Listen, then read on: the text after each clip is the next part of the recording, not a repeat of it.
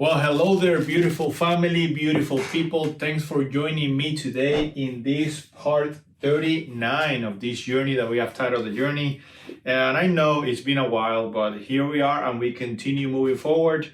We are reading the books Patriarchs and Prophets, or discussing it. And we are on chapter 39. And chapter 39 is titled The Conquest of Bashan. And I gotta say, time and again, we've learned from this book that God is very patient and God is very merciful. And this particular chapter is very short. It's actually quite short, but it highlights so big, in such a big way and mighty way, that God is a God of mercy and a God of love. And that is the main theme of this particular chapter. And we got to remember, last time we were talking about the journey around Edom and basically the consequences that the Israelites had to go through because they did not trust God. We also talked about when Moses and Aaron sinned in front of God and what their punishment was, which was that they will not get to see the promised land. And now they have moved around Edom, and now they are facing yet another obstacle. They had to pass through the land of the Moabites and the land of the Ammonites. And these particular people were descendants of Lot. And if you remember, Lot was a cousin of Abraham. And God has also promised to Lot that he will take care of, his descendants. So in this particular chapter, Israel now he has to cross through the land of Moab, or the Ammonites, but they refuse to let Israel go through. And regardless of their refusing and basically being opposed to God's plans and God's directions, God tells Israel, do not harm them, do not go to war with them, just make your way around them because they're protected people. And from the Bible, we actually know that these people were wicked people. They had pagan practices and they did not worship the God of Abraham. However, God is here showing mercy to them because of the promise that he had made to Lot many, many years ago. So we can see, again, this theme playing in the background of God is merciful and God keeps his word. Now, Israel continues to walk through the land, and now they come across the Amorites. Okay, there's a difference. Ammonites, and now they're facing the Amorites. And the Amorites, once again, Israel sends a message, Moses sends a message, hey, to the king of the Amorites, please let me pass, okay? Let me pass through your land. We will not, take from your fruits or your water. If we do, we will pay you for it. We will not deviate. We just want to cross and make our way to the promised land, to the land of Canaan. But this particular king says, no, you will not pass through my land, or I will go to war with you. And the Amorites had quite the army. They were very, very powerful people. And now they've set themselves opposed to Israel, and they actually start setting up military camps to probably intimidate Israel into going forward.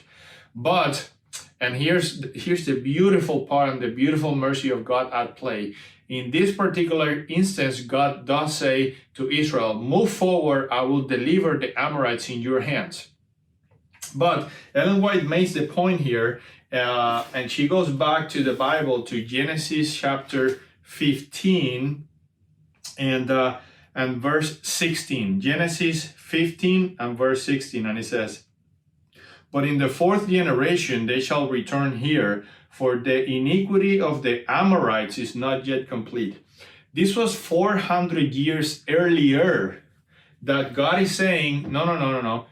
The Amorites have not yet filled their cup in my eyes. And this is God speaking, meaning God is giving the Amorites many, many years of opportunity to repent, more than 400 years.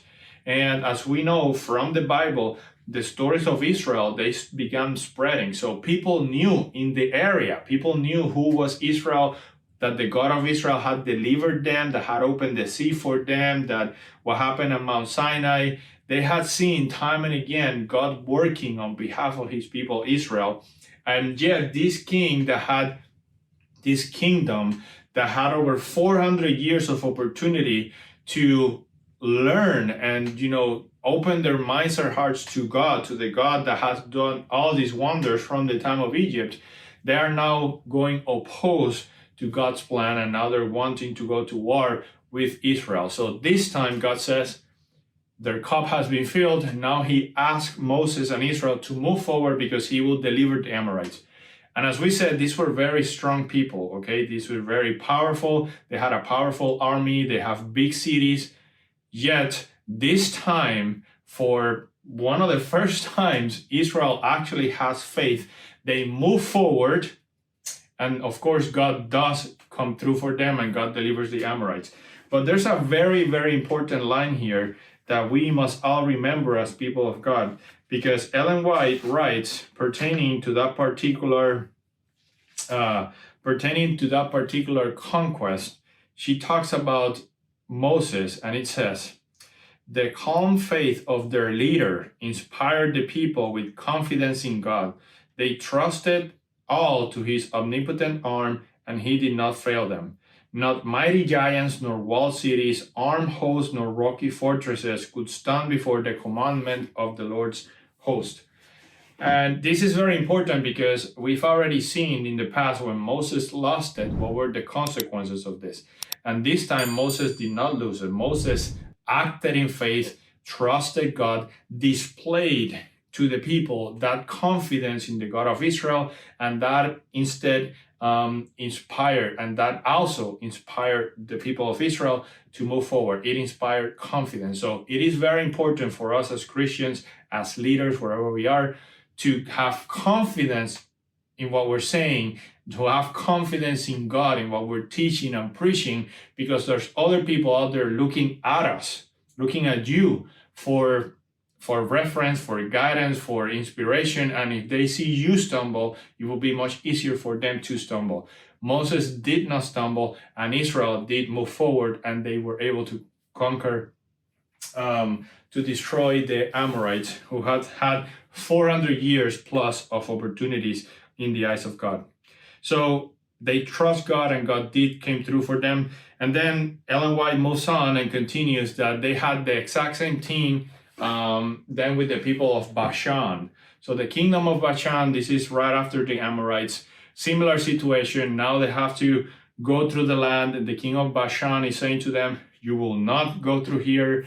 And this particular kingdom was even stronger than the Amorites. They had cities, walled cities, high cities in the mountains. And if you know from history and wars, whenever there was a city on a mountain walled, it is very hard for people to conquer the city, because you have to go through the mountains to rocky hills, and it's very easy for the guys at the top to shoot down arrows or stones or whatever, versus the guys going up. So this was the kingdom of Bashan. Not to mention that they were descendants of the giants. So they were very high, mighty, strong men in fortified cities. And God once again said, hey, move forward. I will give the kingdom of Bashan into your hands. And indeed, this is what happened. The Israelites trusted God. Moses trusted God. They moved forward, and God delivered the kingdom of Bashan. So a few things we do learn. First, God is a merciful God.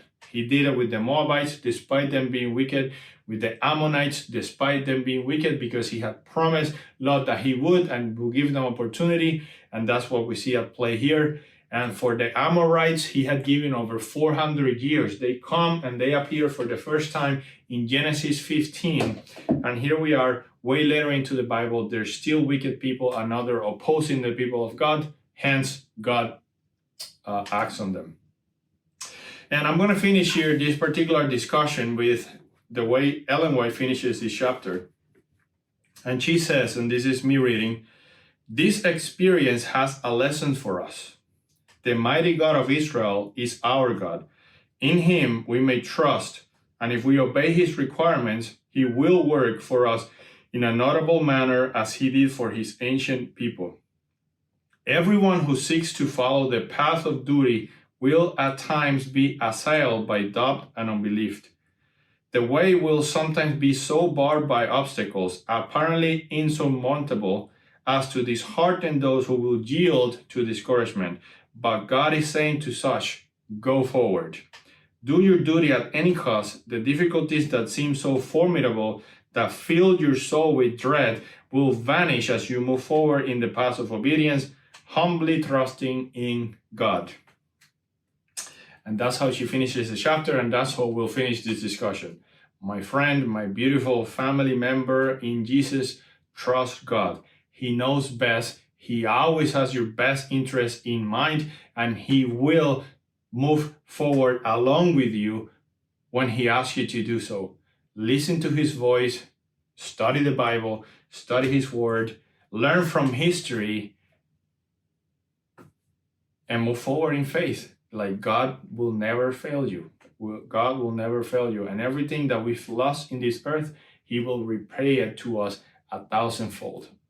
God bless you. Thanks for joining me today. And until next one.